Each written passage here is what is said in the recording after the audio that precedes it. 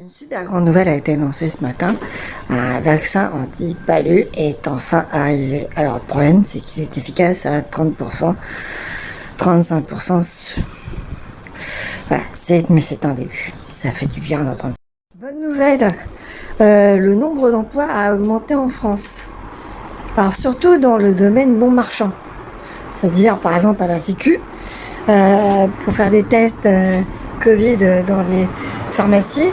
Le domaine non marchand, c'est-à-dire qu'en fait, il ne génère pas, c'est-à-dire qu'il travaille, mais il ne génère pas de biens, donc il ne gère pas de PIB. Voilà, c'est ça le domaine non marchand. C'est-à-dire que c'est neutre.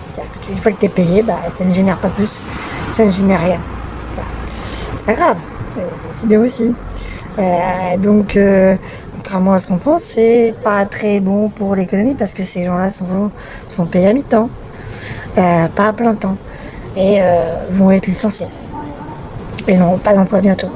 Donc on se réjouit, mais derrière, il y aura un problème. C'est que le domaine privé a eu beaucoup d'argent, mais n'a pas créé d'emploi. À Singapour, un robot policier a été mis en place. Il s'appelle Xavier. Alors, rien à voir avec les X-Men, hein, je vous rassure tout de suite. Donc ce robot voit tout. Donc il contrôle tout le monde tout le temps. Voilà, pour le moment, il pose pas d'amende. Il est en phase de test. Voilà. Par contre, ça pose une question. Qui contrôle le robot policier? Et est-ce que le robot policier peut être hacké?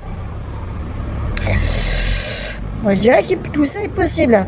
De plus, un robot policier, c'est bien, mais derrière, est-ce qu'il ne faut pas mieux un homme qui contrôle un homme? Et est-il plus facile d'appliquer la loi quand on est un robot ou quand on est un homme? Question philo, vous avez 4 heures. Et un policier qui contrôle une personne applique, mais peut aussi.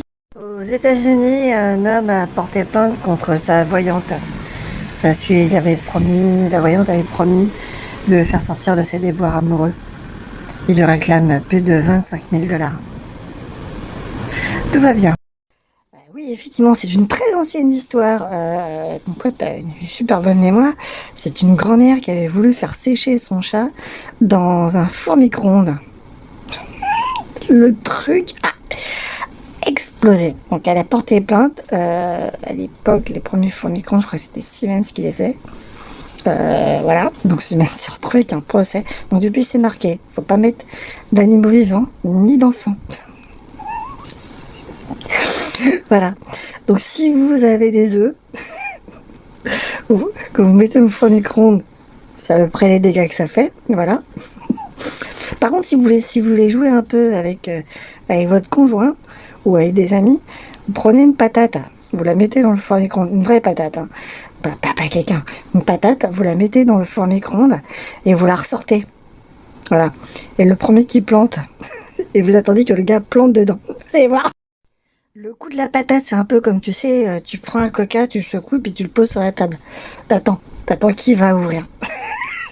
C'est un jeu débile, voilà. Par contre, faut être prêt à laver derrière. Parce que une patate qui explose, suivant la taille, ça peut un peu éclater dans tous les sens. Ouais, oui, elle fait sécher son chat. Sinon, pour répondre à ton autre question, oui. Mais je pense qu'elle devait avoir l'habitude de le faire sécher déjà dans le four. Et que le chat s'est laissé faire. Genre, bah, on faisait comme ça, bah.